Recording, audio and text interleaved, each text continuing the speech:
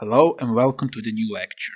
This lecture we're going to show how to calculate mass, volume and center of mass of a specific part.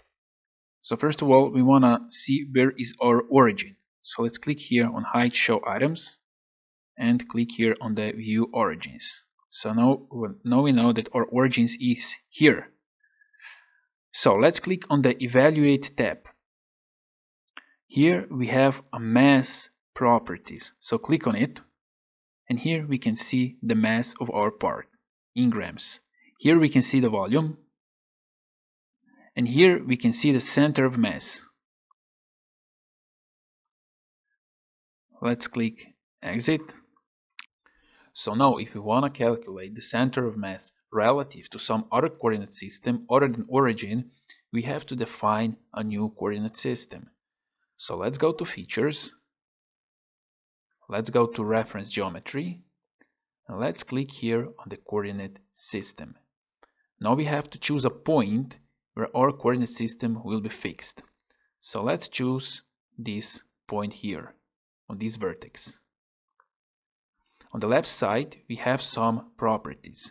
So we can now define directions of our axis.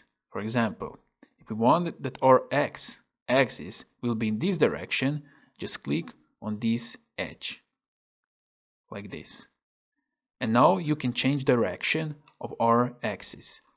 For example, now it's on the right, now can you change on the left like this, or you want to change direction of the y-axis the same way.